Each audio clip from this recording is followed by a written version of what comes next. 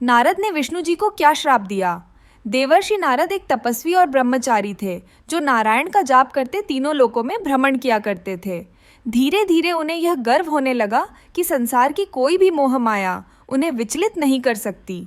एक दिन पृथ्वी पर भ्रमण करते हुए नारद जी की दृष्टि एक अत्यंत सुंदर राजकुमारी पर पड़ी। उसके असाधारण सौंदर्य और यौवन को देखकर नारद जी के मन में विवाह की इच्छा उत्पन्न हुई। उन्हें इस बात पर आश्चर्य हुआ कि आज उनका मन भौतिक आकर्षण में कैसे डगमगा रहा है।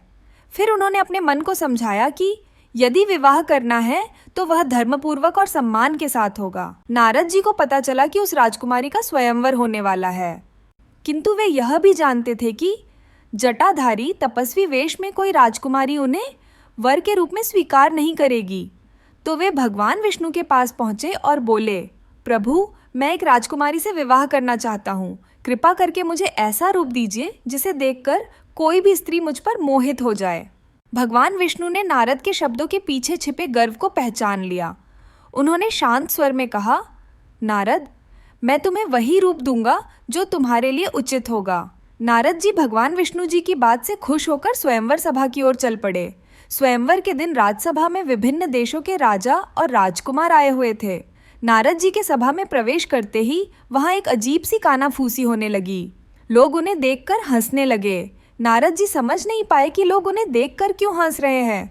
उसी समय राजकुमारी हाथ में वरमाला लेकर सभा में प्रवेश करती है। वह एक एक वर को देखती है। अचानक उसकी दृष्टि नारद जी पर पड़ती है तो उसका मुख बिगड़ जाता है। सभा में उपहास फैल जाता है। जब नारद जी ने दर्पण में अपना प्रतिबिंब देखा तो उन्हें अपना मुख वानर के समान दिखाई दिया। तभी राजकुमारी एक योग्य राजकुमार के गले में वरमाला डाल देती है। नारद जी अपमानित और टूटे हुए मन से वहां से निकल जाते हैं। अपमानित नारद यह समझ जाते हैं कि ये प्रभु की लीला थी।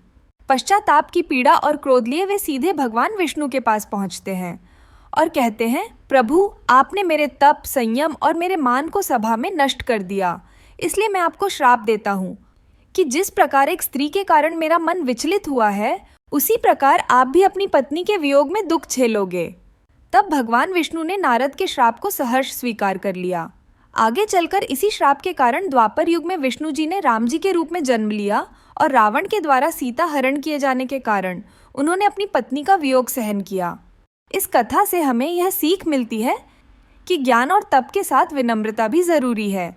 आपकी क्या राय है? हमें कमेंट में ज़रूर बताइए और वीडियो को लाइक और शेयर करना न भूलें।